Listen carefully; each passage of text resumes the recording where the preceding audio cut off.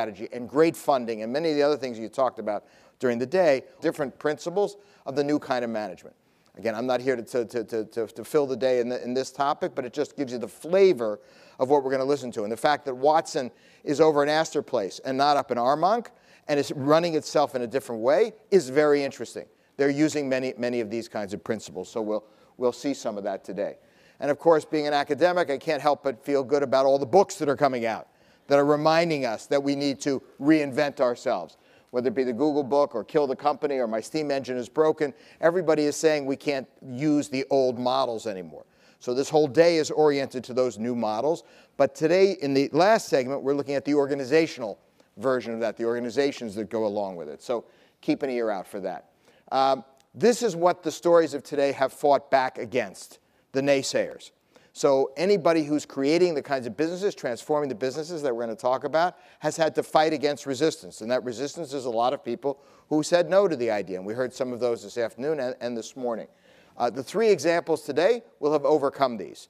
They can tell their war stories about what were some of the challenges along the way, but I think you'll get a good flavor of it.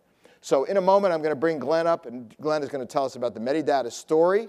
I pulled this image out. I just confirmed it with him. He said these are real images of the company, but I said, what's going on inside this company? I saw a pool table. I see a lot of happy people with gifts. I see a guy up in the upper left. I'm not sure what he's doing, but there's something going on that's not your normal kind of set of company pictures. Nor is what's happening at Watson. It's located in a different place, in Astor Place, not up in Armonk, and has something called a design studio and a solution center and an incubator.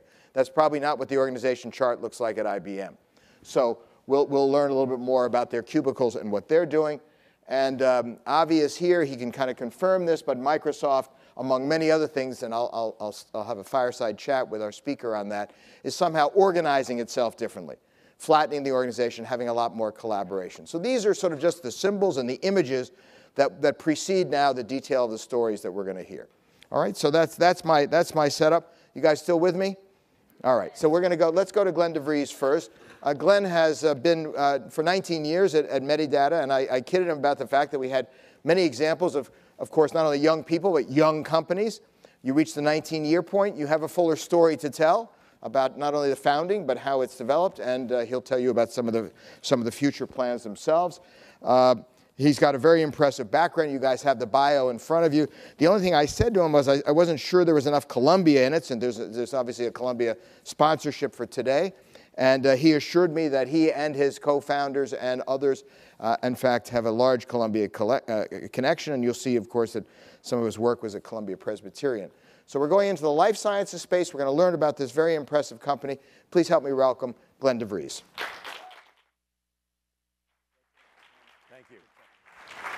Good afternoon. So yes, the Medidata story starts at the Columbia Presbyterian Medical Center.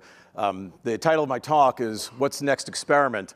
I still wake up in the morning, and when I'm in the bathroom, I see over my head the subtitle says scientist.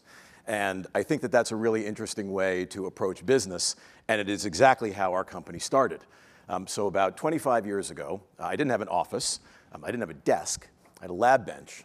And behind the lab bench was a freezer stuffed full of tubes of human blood. They were from patients who had prostate cancer. And my job was to take all that blood and do a whole bunch of assays and see if we could do a better job in the lab of figuring out who was going to suffer from their prostate cancer than people who weren't. And we don't have to go into all the science, just it was a pretty good idea. What we do need to talk about is the fact that Columbia, full of so many great professors, right? I'm not a student, but I can still kiss their ass. Columbia is a place where we had a lot of impressive people, including my department chairman at the time, who was the head not just of our department, but of the biggest urological surgery organization on planet Earth. So as soon as we started publishing how great this assay was, that I was stuffing notebooks full of reams of results for, and using Excel spreadsheets to track patients for, and keeping all my data in a 386 PC with a cathode ray tube, so I'm old too, in the back of the lab to manage, this became something that everybody wanted to collaborate with us on. I'm a scientist. I really like science as a thing, but I do think that the laws of gravity are different at an academic medical center. Shit rolls downhill faster there than anywhere else on Earth, and therefore the need to run this giant collaborative project on this particular cancer assay fell to me at the feet of the totem pole of the scientific part of the hospital. And of course, I think this is actually a great kind of exclamation point on what Haley said earlier in the last segment. I might put a little bit of a question mark on this idea of whether or not bouncing around between different industries is such a good idea with this as well. There I was with this huge problem, realizing that science plus technology could help us reinvent the way we thought about doing human research. And I began discussing this idea with my benchmate. I'm sure many of you have worked in a chemistry lab or a biology lab, even if it was just in high school. There's somebody that you stare at all day. And the person I was staring at was training to do their medical residence, training as a medical resident at the hospital. And while I was running all this academic research, he was working with giant pharmaceutical companies and biotech startups that were trying to cure cancer. And so if I was the science bottom foot of the totem pole of medicine, he was the medical bottom foot of that totem pole. And he was like me, into computers. We were kind of nerdy, and we talked about this idea. This is 25 years ago. This is before the internet was a thing, that we should try to do research online. We don't have all good ideas. We've had terrible ideas over the years, but that actually turned out to be a pretty good idea and was the beginning of us not just reinventing the way research was done, but reinventing us as people and reinventing what we do every day. We wound up developing this idea for a while in like 1999, and I think this puts a great exclamation point on how you need to think about diversity in people. We told our great idea to somebody who seemed like a god to us back then. He was about to become an attending physician. If you know anything about the medical centers, he was a fellow at the time. He was like, we looked up at him on the totem pole of medicine. He was like the shin. But he wound up giving us a great piece of advice. He looked at us and he said, well, this idea is terrible. We're like, what do you mean? This is a great idea. We're going to use the internet. We're going to do research. We're going to connect all the doctors and the patients and all the nurses and all the statisticians at every life sciences company in the world. And he said, no, no, no, I love the idea.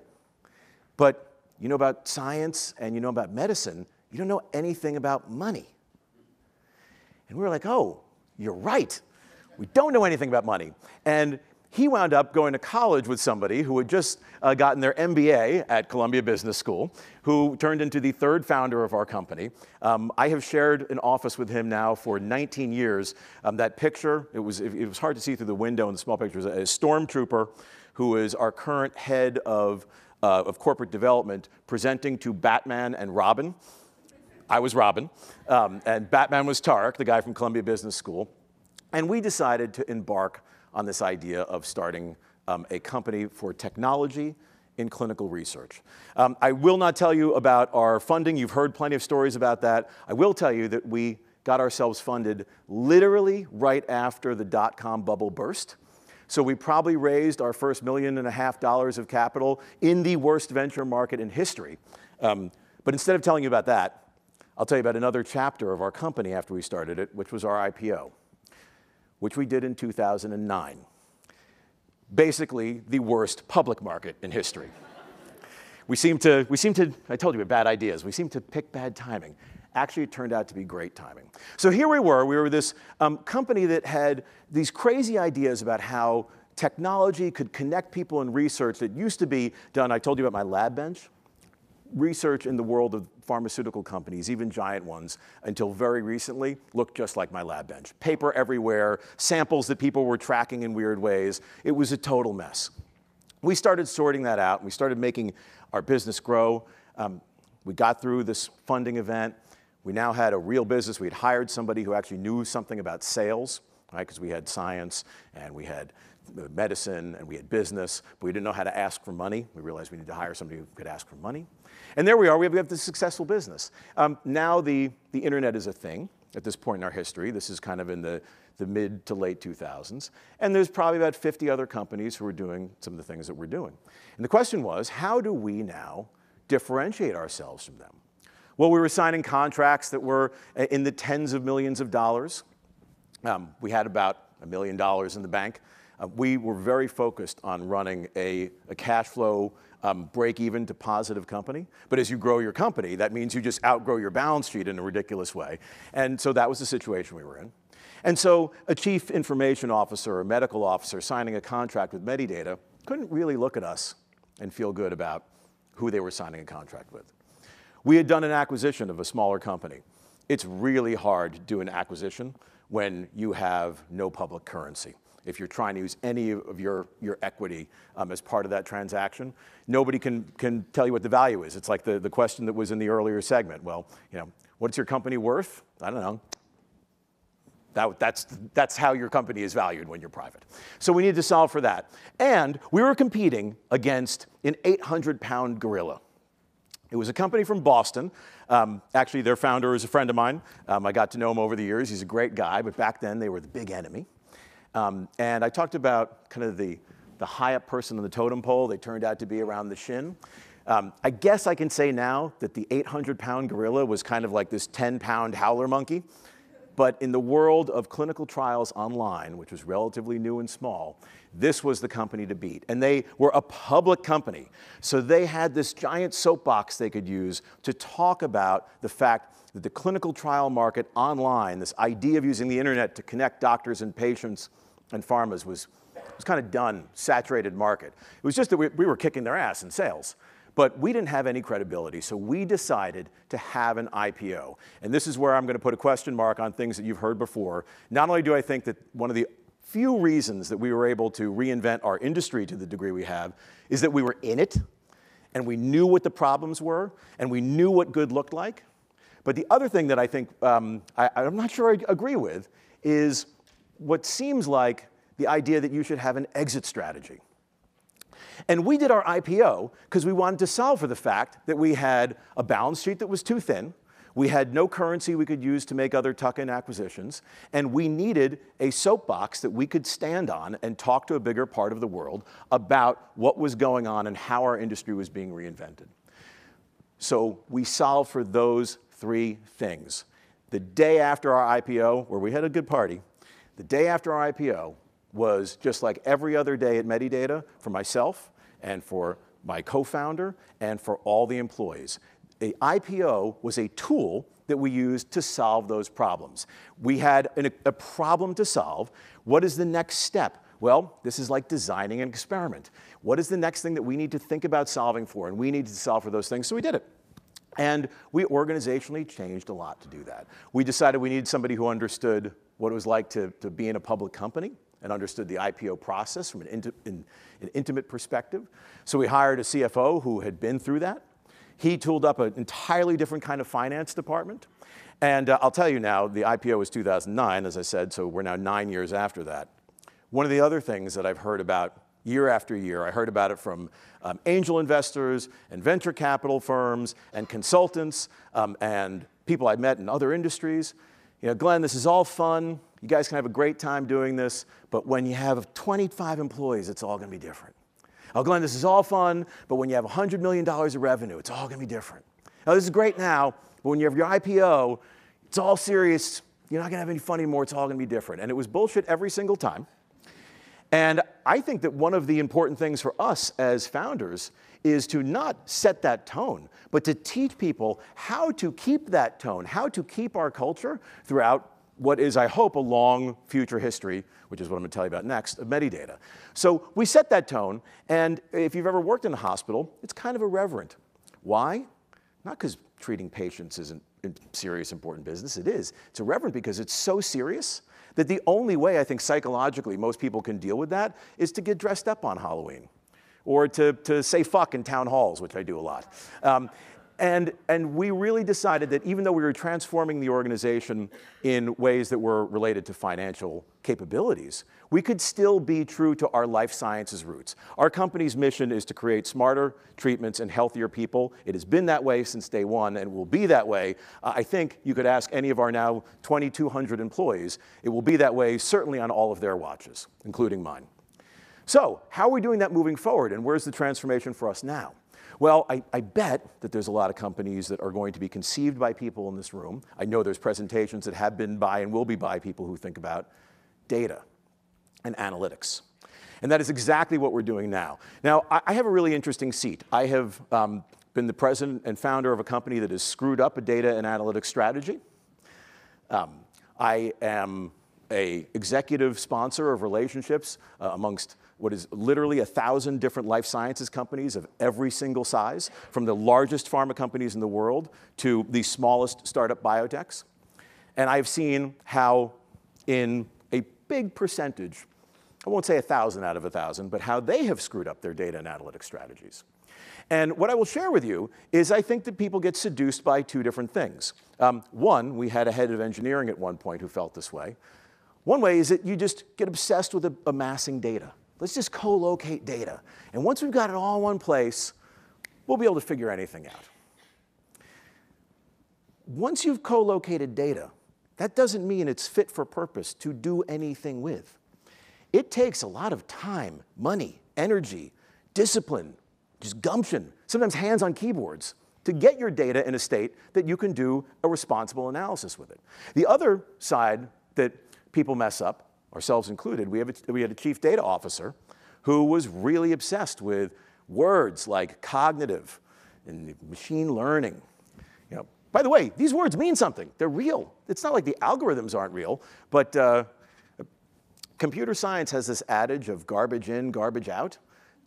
Cognitive, machine learning, natural language processing, it's computer science. Garbage in, garbage out. Nothing in, nothing out. So what we realized, and now we have a chief technology officer, she understands how we need to think about what I will call the steel thread of data. And we have a chief data officer who understands what I will talk about as a steel thread. And it means, what's a steel thread? It's actually a term I learned from our head of software testing. And she was talking about this metaphor that has to do with making bridges. So what's the first thing you need to do when you want to build a bridge? You got to get a steel thread, the first steel thread, across that chasm that you're trying to span, or that river that you're trying to span. Once you get the first steel thread, it's a piece of cake to weave more and more back and forth and make it thicker and thicker and more substantive. To have a good data and analytics strategy, you need to start with having the right data, having the right team that knows how to responsibly and thoroughly make it fit for purpose so it can be paired with the right algorithm so you can connect it to the right outcome that you would not have been able to achieve without that steel thread being in place. So I'll give you this last, hopefully, a piece of proof. By the way, I put exclamation points on some things and question marks, I hope, on others. There's no reason why you should believe me. I've worked at one company my whole life. Every day is the biggest company I've ever worked at. And I'm an N of one, right? So scientifically, it would be irresponsible for you to listen to me. But Medidata is about creating smarter treatments and healthier people. What is an example that we've done with this steel thread? Well, people have talked for years about the idea of looking at medical research with new kinds of mathematics, with new ways so that patients who have volunteered to be in clinical trials for drugs that didn't work, patients who have wound up on placebo arms or gotten a standard of care, meaning like the current chemotherapy for their cancers, that data used to sit in just one experiment. We used to sit in a notebook like mine or in a server somewhere amassed with promises that were unfulfilled for how useful it was going to be later. Well, we as a company have now started taking that data, and this data is a huge piece of our strategy moving forward, and we are the ones who are putting the fingers on keyboards, doing the hard work with things like natural language processing, of course, to get to the point where we can actually start to compare outcomes for new drugs with outcomes that were not what people wanted to achieve in previous experiments, which is beginning to allow our clients to expose fewer patients to harmful or ineffective therapies, to shorten the timelines that it's taking them to get new drugs, new medical devices to markets, to patients who are waiting for them. And I think it's just the beginning of, now in data, yet another chapter in what I think is, I'll end with this, an indistinguishable novel, hopefully encyclopedia, of trying to reinvent the way research is done. Thank you. I'll take your questions.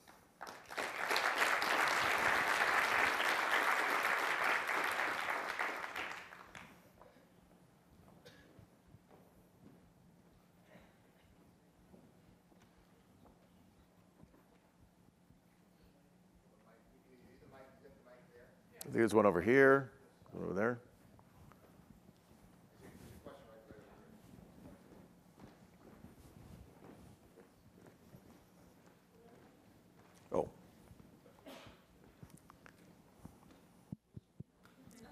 I think you pass somebody over here.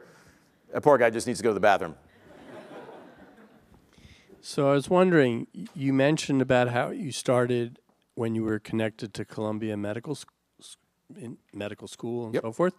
And I was wondering, was that a help or a hindrance? How did you have to change? Because they have their own organizational dynamics, which are different for, let's say, a startup company. It was a huge help. I was speaking to somebody over the break. It's kind of interesting. In healthcare IT right now, you can go to certain conferences, and everybody's like a former Google engineer. But if you look for a doctor or a biologist, you can't find them. And you go to certain other conferences, and you see people with MDs and PhDs and all this kind of scientific pedigree, but there's nobody there who really understands anything about machine learning.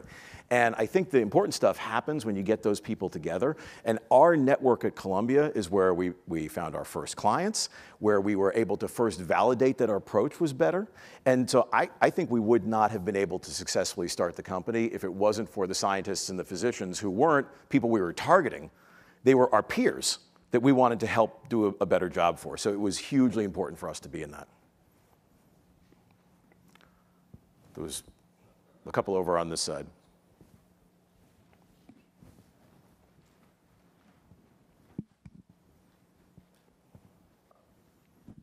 Hi, Glenn. My name's Udit. I intern at Medidata. I spoke to you over the break. But my question is that you were mentioning that you shared an office with your co-founder for about 19 years. Yeah. So I guess, firstly, it'll be great if you could highlight the pros and cons of doing so.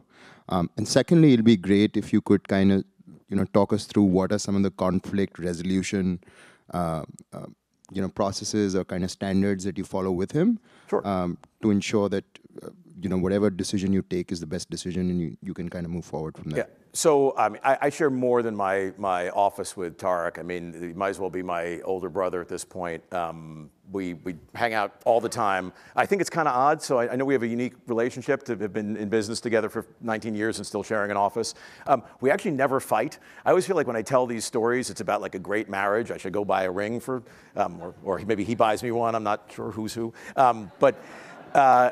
But we actually do have a really great relationship in a very human, interpersonal way, and we really don't fight. And I think it's because we have so much respect for the other person's opinion that we will often vehemently disagree, but it's never an argument in the kind of muck-throwing way.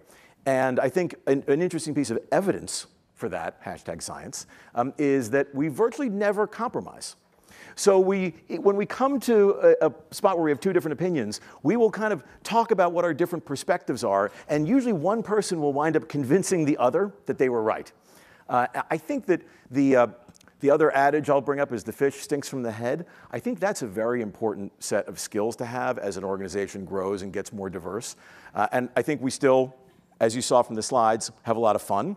Actually, almost the funniest thing about the picture of the Halloween meeting where the stormtrooper is presenting to Batman and Robin is that we're actually talking about a really serious topic related to an acquisition we were considering. And everybody was in like deep thought. We didn't even realize that somebody was taking a picture of us in the hallway. You can see me like nervously biting my nail because it's such an important decision in the photo. I think that if you can have that kind of conflict resolution, that kind of respect between people at the top of the organization, you set a tone that then can be picked up by people at all different levels, all the way down to individual contributors. And what's the term?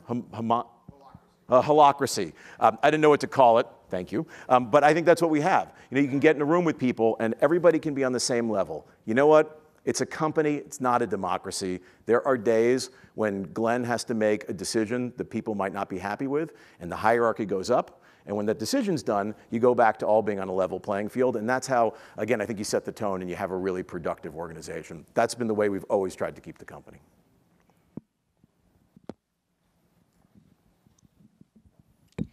Hi, Glenn. I'm just curious that given you have access to so much data, if you're able to contribute towards fixing the healthcare system in the country, and if yes, how? I mean, I hope we're fixing it in our way. I mean, no company that I think is going to solve every problem in the world.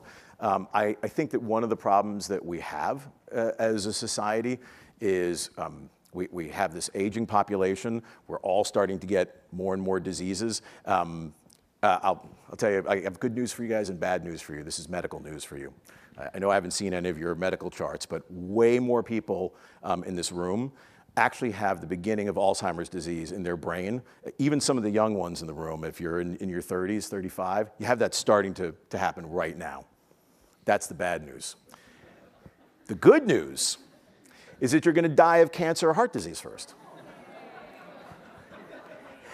And that really is important because we need to look with this aging population and high cost of care at who we need to treat for what disease. It's actually why I was doing that prostate cancer research. I'm 45. I definitely have some kind of prostate cancer in me. My immune system, I hope, is taking care of it. Or if it's not, it's the kind that's never going to affect me until I listen to some idiot from Silicon Valley and I'm 150 years old. But yeah, sorry, I don't think those things work. You're not going to download my brain into something. Spoiler alert. But I think what we need to figure out in cancer, in prostate cancer, is who has the aggressive cancers? Who are going to be the people who need to get treated for it? We need to figure out who is going to have Alzheimer's disease interfere with their lives in a way that we should treat them now. By the way, not to get too biological, but you get a whole bunch of Alzheimer's researchers in a room, they'll all argue about what actually defines the disease and what it comes from. But they'll all agree that the thing that we need to do is figure out how to treat it earlier. So we can't societally treat everybody earlier. We need to figure out how to precisely identify what patients will benefit from the right intervention or the right prevention at the right time. That is precision medicine. And it's a good question because literally what we're trying to do with our data strategy and with the network that we have of all these doctors and nurses and patients who are in the middle of doing research projects is try to figure out how we get more turns out of that data, more turns out of those relationships, so we can help the pharmaceutical industry and the biotech industry, the medical device industry, figure out how to deliver more precision therapies. That, I hope, will be a piece of fixing healthcare. So, but I don't know what else we can do beyond that right now. There's a vehement hand up there. Somebody over here who kept getting passed over before. I wouldn't say vehement hand, but what are your thoughts about how the data impacts life insurance companies? That's an interesting question. So again, we deal with research data, so it's not the same kind of data as healthcare data. I'll give you my one final data thought. I think there were a lot of companies who screwed up their data strategies. You have to have that steel thread. There'll be more and more companies that get that right. I think the next era of business models around data analytics is going to deeply be related to trust. I think we all saw that happen with Facebook. That there was a lot of market cap to lose over a couple news stories, perhaps well-deserved. But I think that the world is going to start to realize how dangerous their data can be if in nefarious hands that will use it for nefarious purposes or not shepherd it so it isn't. And so I think that question of who has my data is a really important one in healthcare. But I will tell you this, I would much rather go to a doctor who can compare my outcomes amongst a bunch of different potential treatments with a lot of other patients at the same time. And I live in a give-to-get world. So I would be delighted for my own personal medical data to be made available, at least in aggregate form, to other people. I'm attached to that because that's the model we use. But I think the good insurance companies have patient outcomes in mind, both commercially as well as ethically. And so hopefully they'll come up with good models, as I think we have. Thank you so much.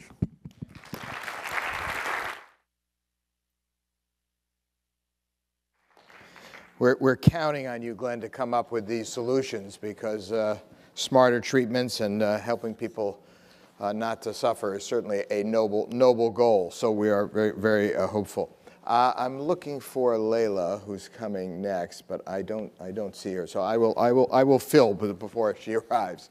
Is she there? Is she coming through? Okay, can't see the hands. I introduced the fact that we're going to talk about Watson as our second example this afternoon. I think it's particularly intriguing to listen to this story because the term reinvention has many different meanings, but certainly one of it is when a large company that's been around for many, many decades, if not a century, IBM, decides that it wants to reinvent itself, how does it go about doing it? And IBM has had many, many decades of efforts of CEOs to try and transform its culture from within, and then came up with this idea that we need actually to set up something independent from the mothership.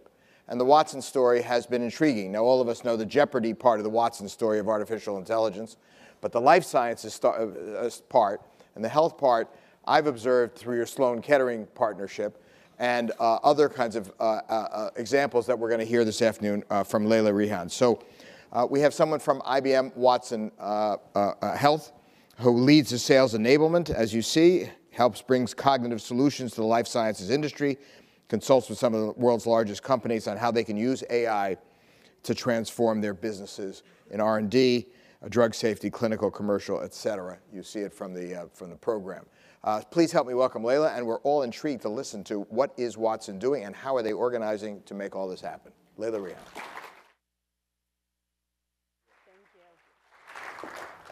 Hello, everybody. Thank you so much for having me here today to represent IBM Watson Health. What a great lineup of speakers, and it's incredible the amount of work that's going on in the industry and with Medidata. So my talk today will be a little bit about data and its role with cognitive in improving health in the life sciences industry, in healthcare, and really around the entire healthcare spectrum. So just a little bit about myself. My name is Laila Rehan. I started my career at IBM as a sales executive, solutions architect, where I was selling and developing strategies for business development opportunities at pharma companies, medical device firms, and biotech firms. Since then, I've moved into a more enablement role. I'm a first-time mom of a 4-month-old, so traveling and getting on a plane every other day it wasn't the lifestyle I needed anymore. So now I'm working from my home office and enjoying my time with my baby. Since then, so, and I can't really see the entire crowd, and even without a raise of hands, I can probably assume that some of you guys are first generation from immigrant families. My parents came here in the 80s and to live out their American dream. And of course, what they really wanted was for their children to succeed. And rightly so. Their sacrifices are the reason that we are here today. Actually, my mom's here in the crowd right now. Hi, Mom. So, one of the things that they always told me was, you can be anything you want. And just whatever you do for others. Whatever work you do for others. And then it'd be a pause. You should become a doctor. Pretty cliche, right? And gosh, Mom really wanted me to become a doctor. Unfortunately, even though medicine is such a noble career, clinical medicine wasn't my path. I started working with pharmaceutical companies, the world's largest companies, with medical device firms globally, and with innovative and breakthrough technologies in the biotech arena. And this has really brought me at a really great intersection between medicine, healthcare, technology, and business. And I kind of sit in the middle of that. And, I find the work that we do fascinating. And it's amazing at how immensely changing, rapidly changing world that we live in today. And a lot of that is the amount of data that we're consuming. So the companies that I work with, they're facing new and innovative challenges. They are rebuilding themselves, reinventing like IBM has. And our job is to really provide them and enable them with tools and solutions that can help them really break through and become, come into the next era. And part of that is learning from the data that we have. As you know, data is exponentially being generated. We estimate that by 2020 that there's going to be about 44 zettabytes of data per person. So each person in this room is going to generate that much data by the year 2020. And we are just at the forefront of it all. So when we think about all this data and we think about the types of data that this includes, it comes in two forms, structured and unstructured. So imagine you're in a doctor's office and you're filling out the medical forms that everybody has to fill out. They're pretty much the same everywhere at this point. Your name, your date of birth, your social security number, whether you smoke or not, those are all structured pieces of information. And we've done a pretty good job at collecting that information, analyzing it, and really providing insights from it. But then the medical tech takes you into their office. And they get your blood pressure, they get your weight. Those are still structured pieces of information. And you can glean a lot of interesting insights from it. But that's when the doctor starts seeing you, is really when the medical notes come into play. This is where you have a lot of the free text. That's unstructured information. This unstructured information is about 80% of the clinical data that exists today. So it's a ton of information that can be used to get inferences from, to create new learnings, and we're really only tapping into a small portion of it. We believe that with this data explosion, you can notice that there's every 73 days, by the year 2020, there's going to be a doubled amount of data that exists on a daily basis. That's, for an electronic medical record, it's about 300 million pages of data that you're generating in your lifetime. Your electronic medical record now is probably the size of a Harry Potter book. And this continues to grow. And it's not just your clinical data, right? We wear our Apple Watches. We have Apple Health on our phones. Some of us may use MyFitnessPal for calorie counting. These are all information and data points that can be used and layered on top of each other to really start to get really interesting insights on what's going on with our health and what's going on in our care. So IBM needed to respond to this emerging marketplace and into understanding how can we use this data. I mean, right now, we're making decisions without really having the full picture. You know, what's the price of not knowing the full picture? What's the price of getting a diagnosis wrong or not getting to it fast enough?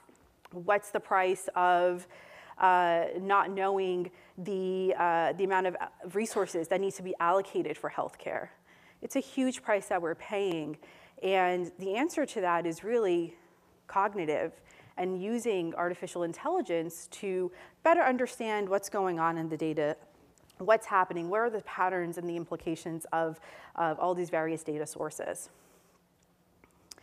So, you know, Todd before me mentioned Jeopardy, and some of you probably have seen the Jeopardy episode where Watson beat Ken Jennings, the reigning champion. And one of the cool things that I like about that episode is that was Watson really in its early stages. So the way that IBM works, we typically have challenges. And within those challenges, we're testing out new technologies. So Watson started off like any other technology as a challenge. And we decided that, you know what, we should go on Jeopardy. We got a call from Jeopardy and said, hey, do you guys want to come on?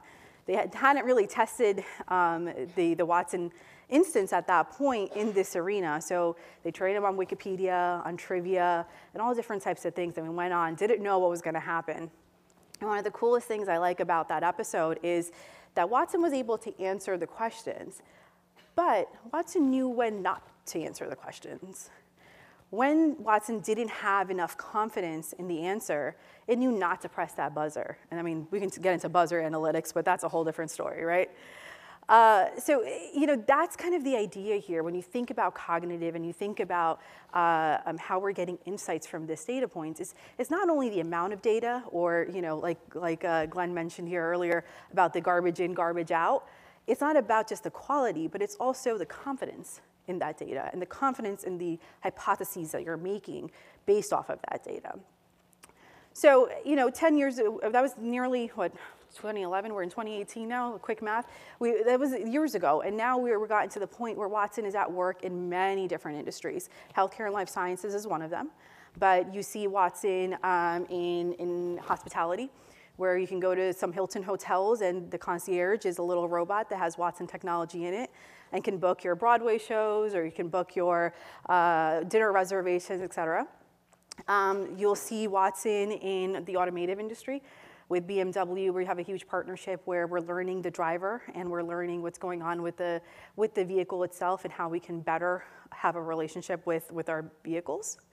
If you did your taxes this year with H&R Block, H&R Block is using Watson to get you the best refund possible.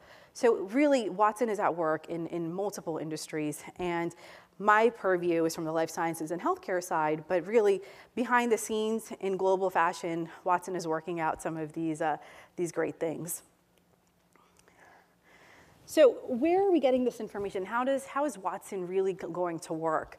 When you think about the different knowledge and data sources that Watson uses, Watson ingests, based on the topic at hand, different sources. So in the life sciences industry, this could be scientific papers, medical journals, guidelines, books. And then we have data sources, things like clinical data, things like claims data, electronic medical records, prescription data. In some cases, when you're looking at consumer and paper goods, you're thinking about retail data and how that's being used. So you're ingesting all of these different things, and you're applying these advanced analytics to the different data sources. And the cool stuff happens when you start mixing data sources. You start taking the claims data and you start taking the clinical data from a patient, and you can start to really understand what's going on with these patients. What's happening when I go to my physician, they just diagnose, they prescribe me a drug. Am I adhering to that drug? Am I not? Am I going back for a follow-up visit? What's the implication on my health based on every single doctor's visit that I'm taking? And then from there, what's going on with my health in the big picture, longitudinally? Are there certain things that are common in certain types of diagnoses that can be addressed sooner rather than later? So you can start seeing a lot of those connections being made across the different data sources. So with cognitive computing, the way that IBM sees it, it's we sit on analytics. We sit on artificial intelligence, machine learning, semantic analysis, natural language processing. These are all buzzwords I'm throwing at you. But what's really happening here is that it's a multitude of these techniques that is allowing cognitive computing to really take life. And in the way that Watson works, Watson understands, right? So Watson will read papers, medical literature. We've trained Watson on a number of different data sources in the medical field. Watson reasons, so there it takes the information and starts to find patterns and relationships and entities that exist between these different data sources. And Watson learns. Watson doesn't get tired. Watson doesn't forget. So it takes all that information and starts to really become a partner to the human being and a partner to the man that's actually, or the woman that's working in these fields, and interacting with them by showing them, hey, this is information that might be interesting to you based on this empirical and evidence that Watson is pulling up. So before I go into this next example that I wanted to share a little story about how cognitive was really put to work. So there was a news article or a news piece out of Japan.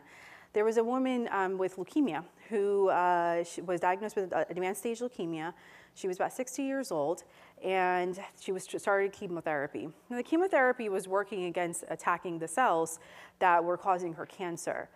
However, she wasn't feeling any better. And then what they decided to do was really run her genetics profile through Watson for genetics, genome, sorry. And there they were able to find 1,000 mutations that existed in her genetic profile. Now, what they actually ended up finding was an underlying leukemia that physicians hadn't detected before. So they put her on a new therapy. Watson was able to find the therapy that makes sense, and they were able to put her on that therapy, and she was able to go home. So we're impacting lives at a very, very personal level. We did a study with the University of North Carolina where they retrospectively looked at 1,000 patient records. Now, within those patient records, it was oncology patients, cancer patients, and what we found was that Watson was 99% of the time agreed with the oncologist and what treatment pattern what the patient was put on. The 1% of the time, Watson suggested a different treatment option. Now remember, this was a retrospective study, so we went to go a little bit deeper and look at those 300 patients that comprised that 1%. We found that in those 300 patients, Watson prescribed or recommended treatments that came out in 2013, 2014, 2015. So what Watson was able to do was provide a new way of looking at how they can be treating patients.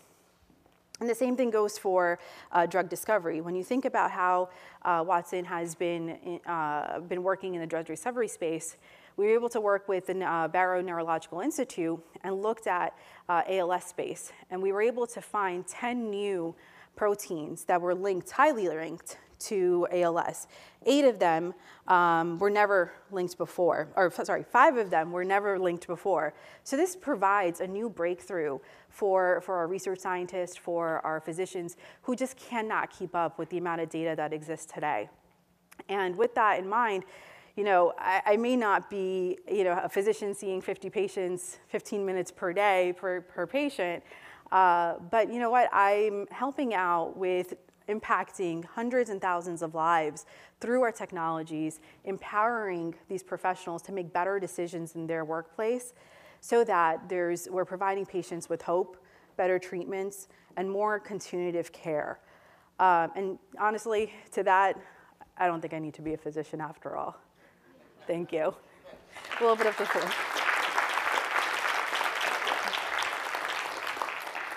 And we can open up the floor for questions.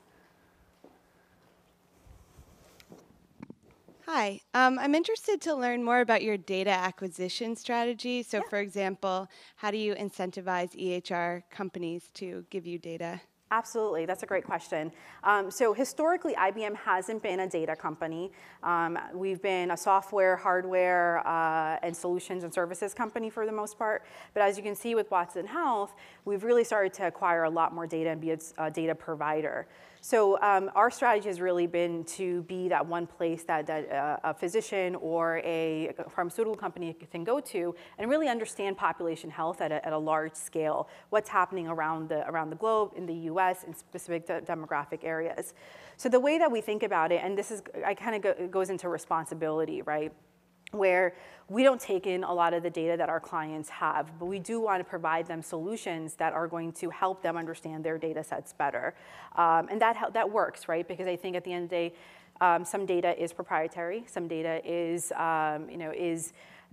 not easily given up, and so we want to respect those things. So we really want to federalize the way that data acquisition is happening. We, like I said, we own some data, and we are happy to provide that back to clients. In other cases, we'll provide the solutions and the analytics that are needed to work with their data.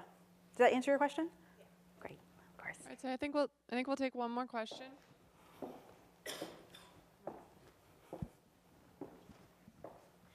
So I know that a trend that's popular now among medical consortiums, like let's say Northwell Health, is that they're creating their own separate, I'll call it a database, of the research done by doctors, et cetera, putting it up on the web as a way to popularize and get their institution better known.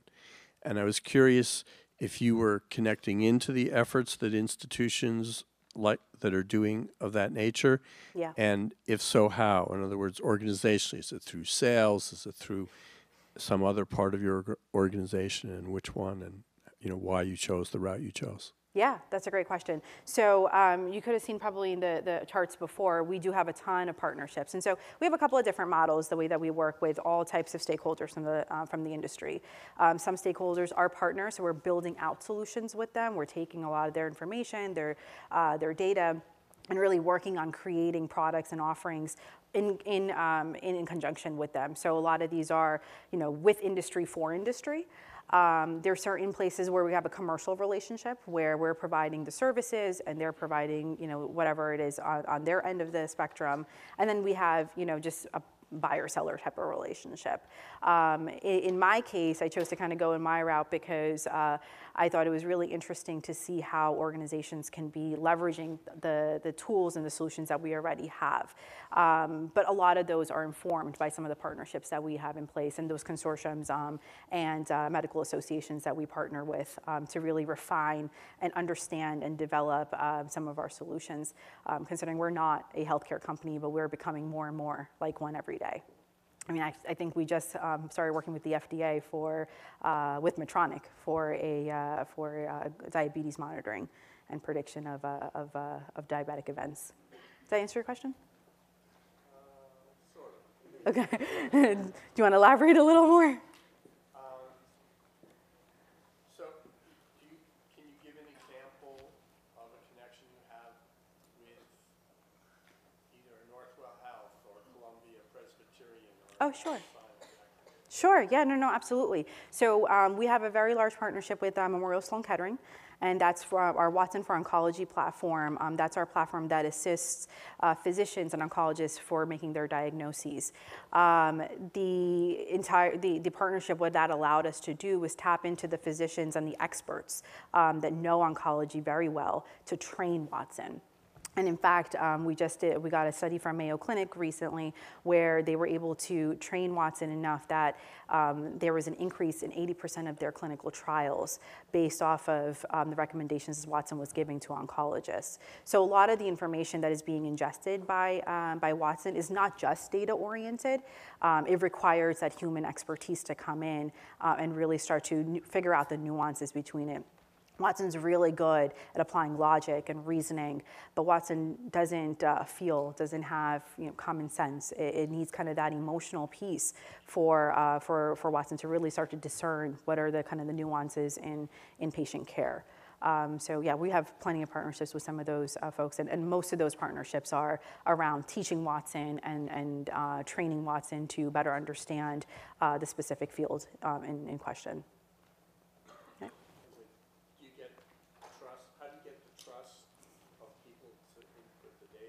Yeah. Yeah, it's hard, and we have to be very careful. It's really, the idea is really gathering around a common cause. I mean, I think some of these organizations are really looking for technology partners, and that's why we tend not to partner with technology partners, is because we really want people that are dealing with these issues to partner with us so that we are building out the right solutions for industry. And I think there's just a need. There's a need for something better. There's a need for physicians to not have to pour through medical literature and be able to and try to find those patterns where Watson can kind of help you do that in minutes as opposed to weeks and months.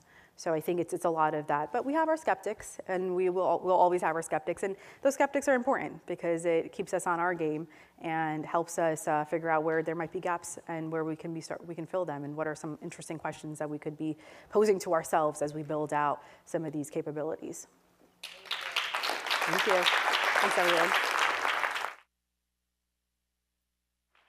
you very much. With a 4-month-old, my God, you're doing great. Well, Layla's mom, wherever you are, you did very well. You did very well. Layla, thank you very much. I mean, we've had 2 presentations about improving our health, so I hope that even though we have largely a younger audience, you're more optimistic. I see Laura here, and we are about to have to get set up because we're moving to the 3rd and final presentation, which is going to be about Microsoft. Now, remember, we're at ALLEYCON. We're not at Silicon Valley, we're at ALLEYCON, and here we are with New York's Microsoft general manager, which is very exciting. Come on, I guess, Laura, let's let you and we can get both sort of settle in here. We have the delight of having Laura Clayton McDonnell with us. Thank you. Because this story of Microsoft coming to New York and you doing it. By the way, you worked at IBM before that. I did. I was listening very carefully. So which is a better organization now that we've had the conversation? So, I mean, it's fascinating for us to have someone like you here. Again, I'm not gonna read the bio, but I'll read at least the first sentence about Laura leads Microsoft's cloud-first, mobile-first strategy focused on revenue growth, organizational effectiveness, and operational excellence. But if you read on to your background, you're also doing a lot in New York City for education, for youth, to traffic, a whole bunch of other major projects. So we've just heard 2 presentations about organizations devoting themselves to using artificial intelligence and data for health purposes. You're using it for various purposes. So I want to kind of, first of all, let's welcome Laura for being here this afternoon. Thank you. And I can't help but have brought Nadella's book here, called Hit Refresh, We went with Reinvent. We could have done Hit Refresh, but we went with Reinvent because this was taken. And so I'd like to start sort of the high level of Microsoft, and then we'll come to what you're doing in particular in New York. But Satya was featured, I think it was about 3 weeks ago on Sunday morning, talking about the whole culture change and the whole journey of Microsoft. You've been at Microsoft now for a couple of years, but give us sort of an up-to-the-minute sort of flavor of, kind of what was before, what was during, and what's after. What's this journey all about? Yeah. And what's the cultural part of it, the sort of organizational and cultural part of it? You're absolutely right. This is a journey. It's a transformational journey. And Microsoft realized that the market was changing. Customers were interested in personalized experiences. There was lots of changes, disruptions that were happening. And Microsoft was doing very well as a company, but realized that for the future, we needed to do something differently. And so Satya and our senior leadership team went on an offsite and started to think about what our purpose was. It actually began with that. Why are we here? Why does Microsoft exist? And decided to come up with a mission statement that was refreshed, renewed, and it's about empowering every person and every organization on the planet to achieve more. And that's a very bold, big statement. And everything that we do, from our values to the work that we do inside the organization, is all designed around it. So it almost doesn't matter so much as what's happening today, but are we preparing our team, our people, our employees for what may happen in the future? Because we know it's going to change. I mean, also, look, we all, I think, recognize the story of Microsoft, which had such a dramatic beginning, obviously with Bill Gates in the founding. And then Ballmer, who was such a strong leader force. But then there was a whole chapter where people said, I'm not sure Microsoft hasn't lost its way. You're saying Microsoft really rededicated itself and took on a very, very ambitious vision. Then what happens to the organization that was built up through a few decades with Gates and Ballmer? What happens to an organization that was oriented one way and now it has to be reinvented to go a different way? Yeah. How has that occurred? You know, it's a huge shift. You're absolutely right. There's so much structure, policies, processes, even a culture itself that has been developed as a result. One piece of the culture that we're trying to push in our history is that we were seen as a know-it-all company, one that just sort of knew everything, and you could come to us, we're just the experts on everything.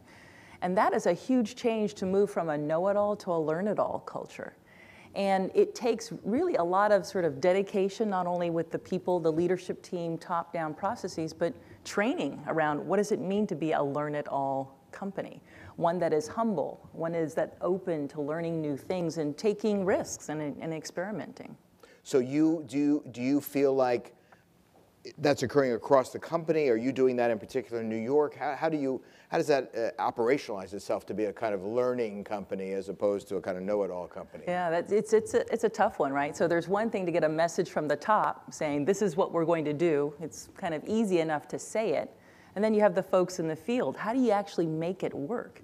So one of the key characteristics about our culture is a growth mindset. So Satya spent a lot of time thinking about Carol Dweck's book regarding growth mindset and what you need to do differently to be open, to be experimental, to take risks. So I can say it's okay to take a risk or make a mistake. That's fine. But we weren't really a company that allowed for that. It didn't really manifest itself in the things that we did. So we actually went through a series of training all the way from the top, all the way through each of the organizations. We worked with a company that focused on high-performing cultures. They have a series of former Olympians that taught us what it meant to be a high-performing team. So we all have taken at least a few courses in that, and we all should understand what that means to be a high-performing team. It involves some meditation, drinking well, eating well, moving well. So don't encourage this to drink well. Well, to drink well. They're okay on that front. Liquids like this. And so, when you look at that sort of holistically, you are preparing yourself to perform at those highest levels. That's what Olympians do. We want a company that's made up of Olympians when it comes to technology, to empowering organizations, people, and on the planet. And it's something that we really take to heart. We each have a personal philosophy statement. So you should be able to speak to anybody in my organization or throughout Microsoft and ask, what's your personal philosophy? Because we're all working towards being our very best. Mine is to live life in an exemplary manner. And all that matters with curiosity, compassion, with humility, integrity, and optimism. And so you should be able to come to me at any moment in the day and say, you know what, I'm not sure you really showed up that well. Living that philosophy. Exactly. And we should be open to that. And so creating an environment that's all about that growth mindset is something that's top of mind for us. And again, I want to stress the fact that the story you're telling is of not a founding of a company and setting out this from the beginning. It's of a refounding or reinventing again. And so Satya and now you, in the way you're playing your role, all have to do that. I think he also doesn't have the word empathy as sort of a central characteristic as well. What does that mean? Yeah. Because that's maybe we'll also give you a chance to talk about the kind of work you do, but it's empathy for customers, empathy for other employees. Right. So he realized that probably one of those key factors that was missing in our ability to relate to others. If you're a know-it-all, maybe you don't need to, connect with folks. But if you're somebody who's a learn-it-all, you have that empathetic connection, that personal connection. You're going to get to know your customers. And if you do, you'll probably be more likely to be in tune with what they want to do. You have a way of sort of looking and embracing what they might be experiences as their challenges and their risks. So he tells the story in his book about he was going in an interview, and one of the questions was, what would you do if you saw a baby in the street? What would you do? And he said, well, I would call 911. I said, man, you need a lot of empathy, because why didn't you go pick up that baby? Right. Why didn't you, take that baby into your arms? And so that really stayed with him for such a long time. We're not saying that, we have figured out how to do this, right? And then that we're done with our journey. It truly is a journey. And so if you can have that level of empathy with your team, with your customers, you're going to be much more successful.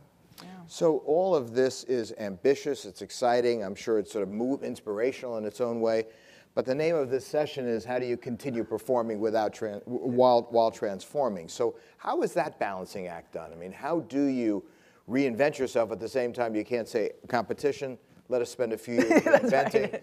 We'll get back to you, just hold everything until we finish. I mean, how do you deliver in the meantime? Yeah, I mean, you have to make time for it. I mean, clearly the time that we had before Satya, we spent 100% of it focused on performing, being the very best company. You actually need to carve out time of your day to actually transform. It does take time. It takes focus. You'll find us, as I mentioned before, doing the training on high performance. It's a full day of training, really getting into your personal philosophy statement, studying that. But it's one thing to take a class. Another thing is to apply it every single day. So you may find us, perhaps we might start a meeting with a meditation. So we will do that at the very beginning. I remember my first day at Microsoft, we had a meeting in Redmond, and all the senior leadership was there. It was my very first day. And they introduced the fact that we're going to talk about business, we're going to look at our numbers, et cetera. And they said, but before we begin, we're going to do some meditation. So the person that reports directly into Satya actually conducted a meditation with the senior leaders. It was that dramatic. It's built in to the way that we operate our business. So I took it one step further. We were meeting with a company that really was not interested in working with us in the local field. They really wanted to talk to Satya. So we had prepped Satya. We said, hey, when we bring this customer out, can you make sure that you redirect them to work with us? But when we got there, the team was really nervous. They didn't know what to do. They were unsettled. They said, could you do a meditation with us, Laura, and so we can get really settled and be ready for this customer? And so I did. I took us through the meditation. It was only about a minute. And then before the customer arrived, they said, could you do it with the customer? This is a customer that's a top transportation company. Their CIO was there, and I asked for permission. I introduced myself, asked for permission to indulge me in doing some meditation. The team feels that this will help us become much more centered and focused. And they kind of looked at me a little bit, but that's okay. I went ahead and I did the meditation with the customer. The second day, Satya came around and asked, what was the greatest feeling that you got from the session? How did you feel about it? And they said the best session was the meditation that we did. This is something that I would never have thought of in all of the places that I had been in my career.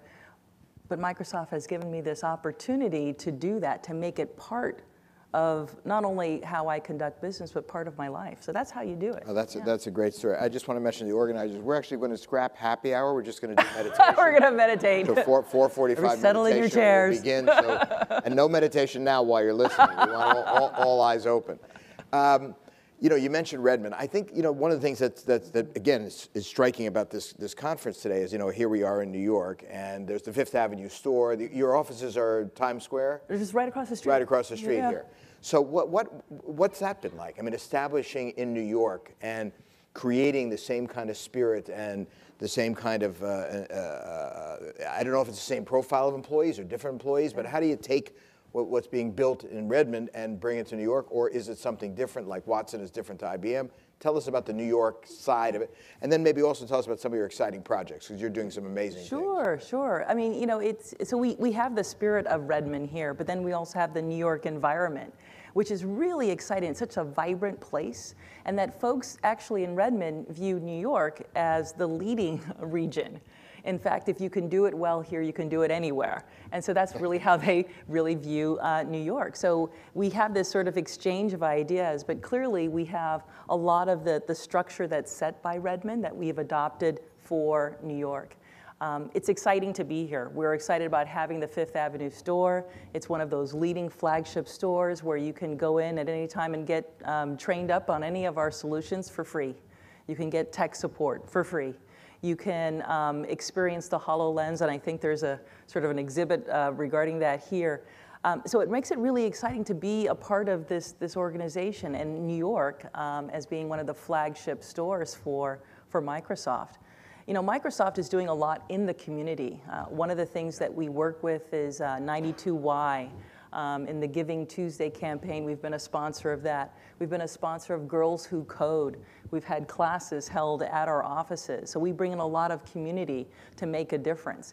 We also run something called a City Next Cabinet. And so we work with the mayor's office in economic development or sustainability and figuring out ways in which we can help support using our tools. So even for Giving Tuesday as an example, we use some of our analytics tools to find out where all the giving was being done all over the world and try to do some predictive analytics around it.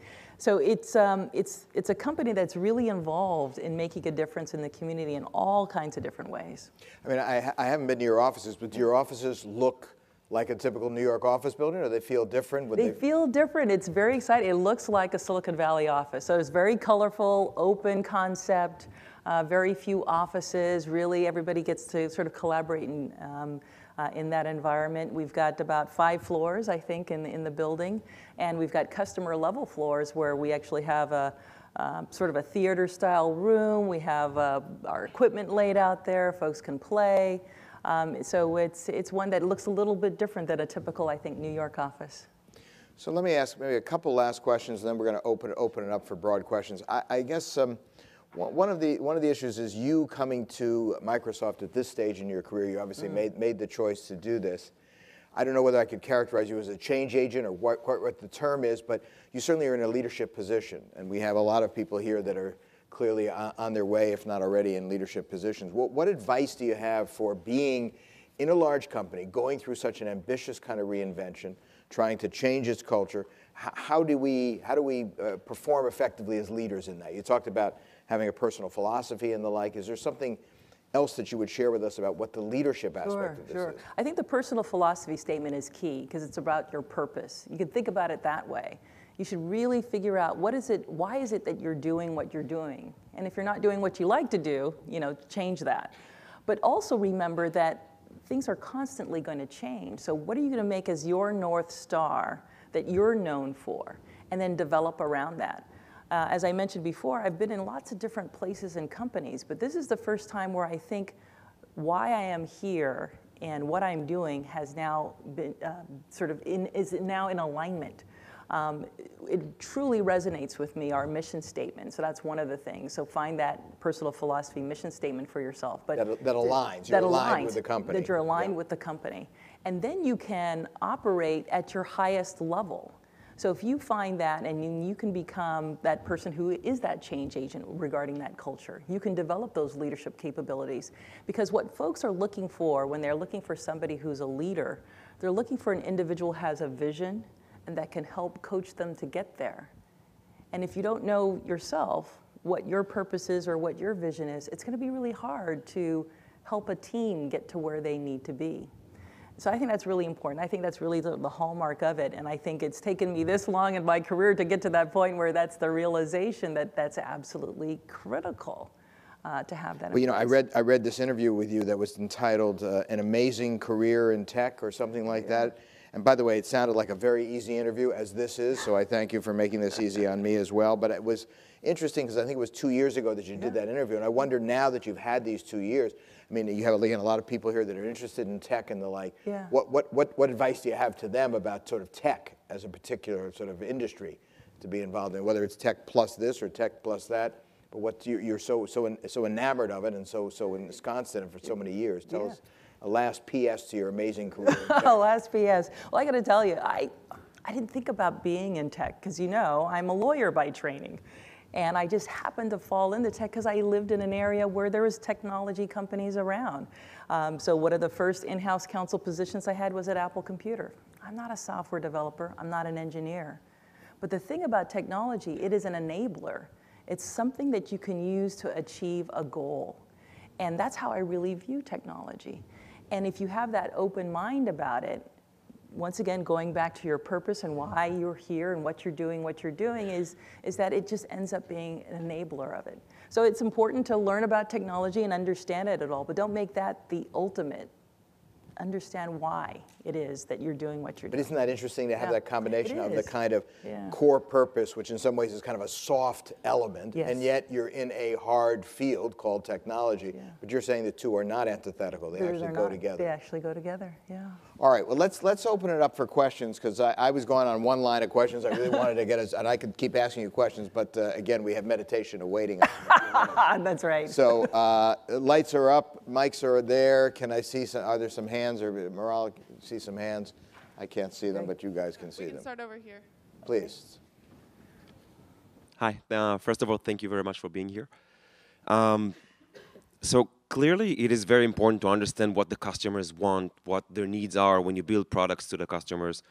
And my question is, how do you leverage the sales force today after the reorg that you did, that Satya did in the started last year, in order to collect more data and to understand the customers better? And then in such a large organization with so many products, how do you actually transfer that data to the engineers and to the business development people who actually build the products? That's a very good question. I mean, the transformation of the sales organization, it's actually kind of interesting because it was nearly the last organization that was part of the transformational journey.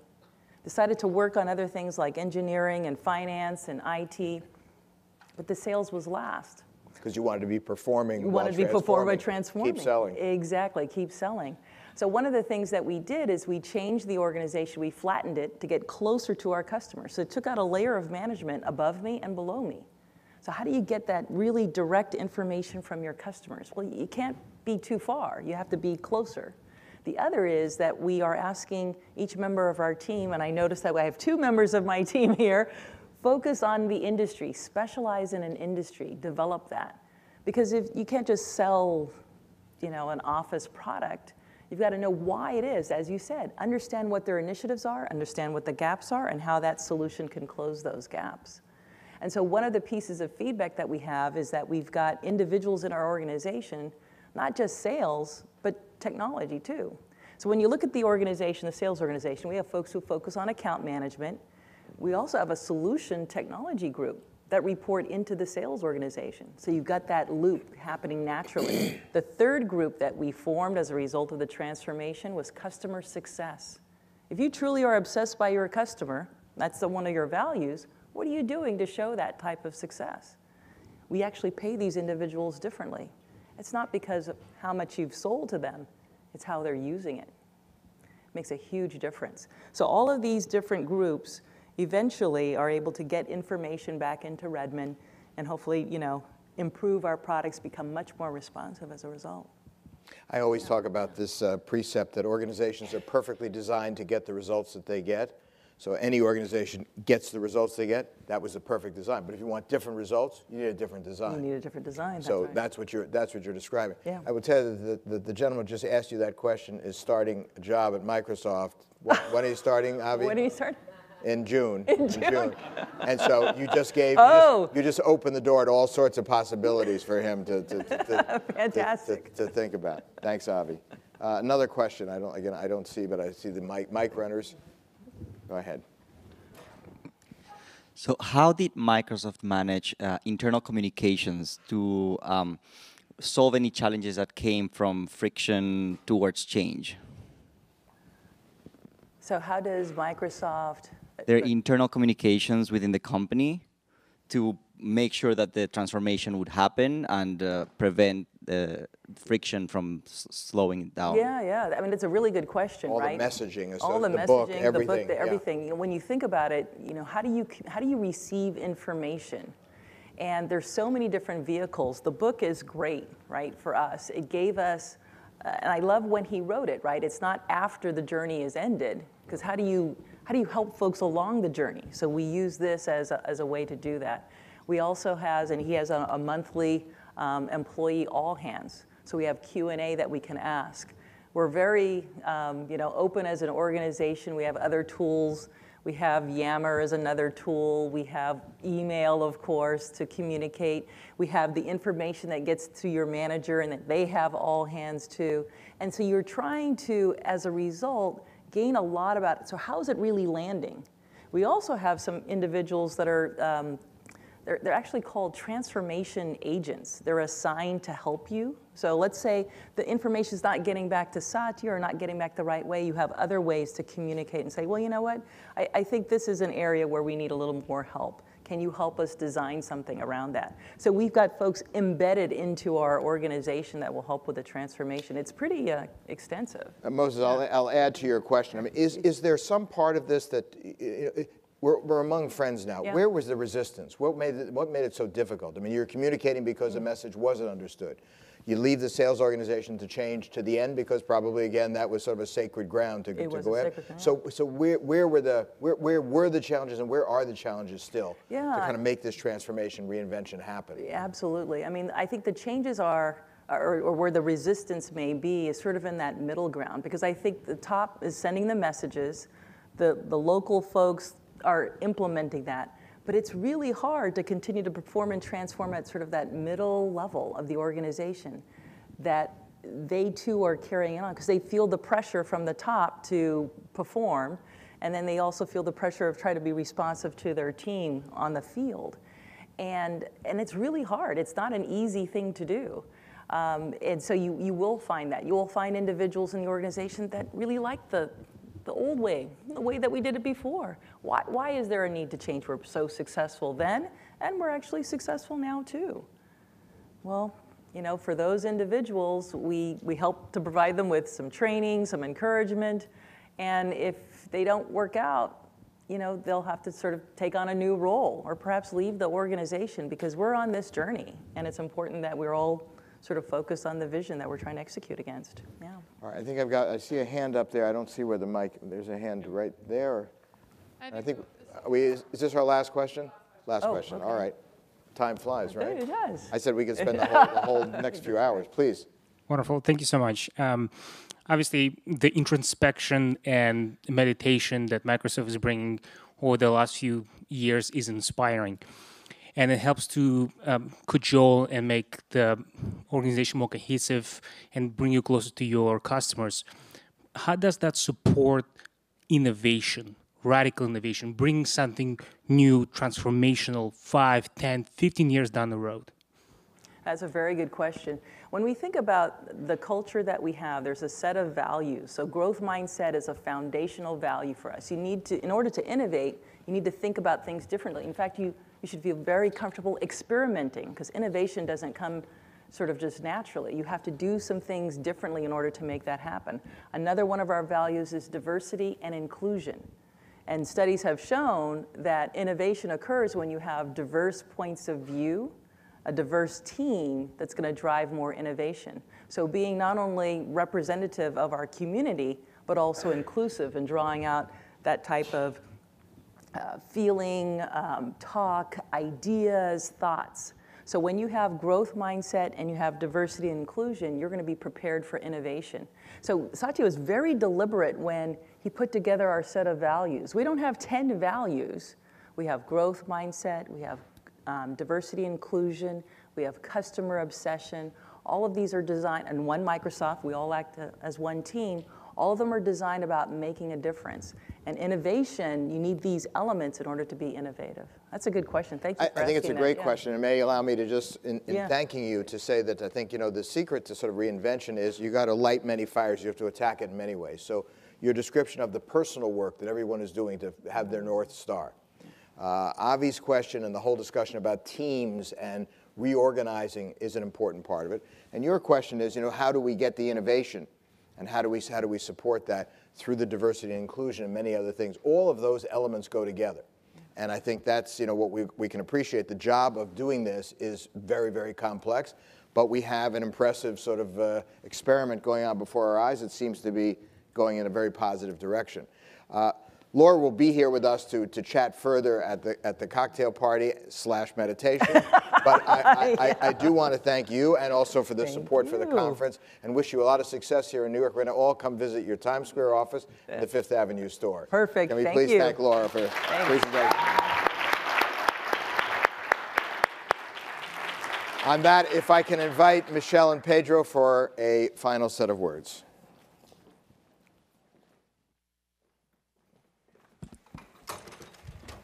Thank you, Laura. Thank you, Professor Jick. Thank you. Perfect. All right. So now for the time that a lot of people have been waiting for, the offering of the Xbox. But before I get to that, I just wanted to thank everyone for coming today and uploading their Instagram stories. There have been many, many Instagram stories, which made this decision very hard. But before I announce the actual winner, I also wanted to thank Microsoft for offering this up. I know many people are very excited. So once again, thank you for providing the Xbox for today. And then also, of course, thank you for being an amazing sponsor for this conference. We could not have done what we did today without your support. So with that said, I'd like to take a moment to look at the Instagram stories of our winner.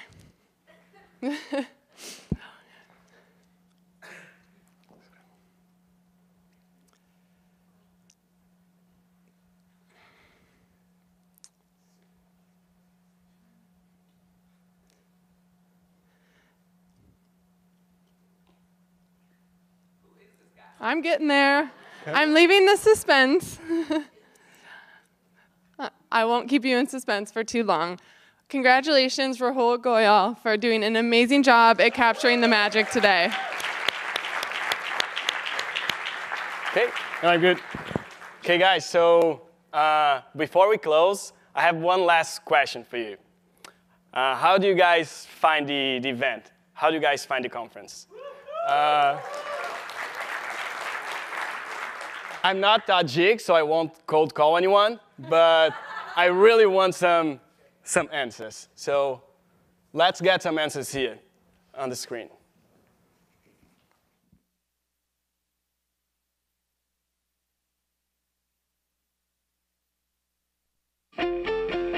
I'm really excited to be here at ALLEYCON today. One of my favorite conferences so far. The people I met from today would be a great asset for my future career. Great speeches, saw great people around. So I really enjoyed being here today to see some of the fresh new ideas. The coolest thing that I've seen today is probably the origin story of Venmo. That was really inspiring to hear. Connor Lynn, what an inspiration. A 21-year-old kid walking on stage and telling us about taking a risk, taking a chance. Being able to hear from thought leaders in the space, especially around ICO and cryptocurrency. You never know which industry you go into, so it's nice to get a glance of different industries. Starting with Venmo all the way to Birchbox. The diversity of the speakers was really helpful. The most powerful is stories that the people who are starting their own companies have told us. What it took for them to kind of rise to the occasion. How they actually make it from start to finish. It definitely has inspired me. They gave me motivation to actually start doing something. After today, I'm definitely more inspired to continue with a side project. Just do it.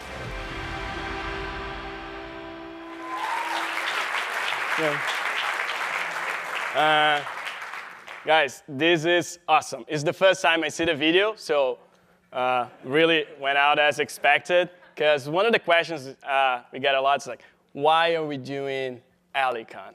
And we had two main goals in mind. The first one was to inspire people. So I saw from what you guys said, things happened, but we wanted to make it more tangible. And one of our goals is to have someone that's here in this audience speaking and sharing their story next year. Okay? Let's make it happen. And so the way to do it, you can either share here, and if you want to if you feel inspired, you want to be part of the ALLEYCON board, you can join one of our clubs. The clubs that organize these are the TBG, CEO, Venture Capital, and Data Analytics Club. So talk to one of those clubs for us to join. And what's the big vision for ALLEYCON? ALLEYCON 2025. We want to be best than TechCrunch. So that's our goal. So make awesome. They're gonna get even better. Thank you. So make sure you join us at Cocktail. We'll have some amazing food being served. We'll have drinks finally, and we'll also have live music. Okay, so join us, and I would like to give a big thank for the whole ALLEYCON team. I would like everyone that participated, worked very hard throughout almost a year to come here on the stage. We'll take a final picture and join you all at the cocktail party. Thank you all. Come on, guys. And Rahul, come get your Xbox. I can't believe we did it.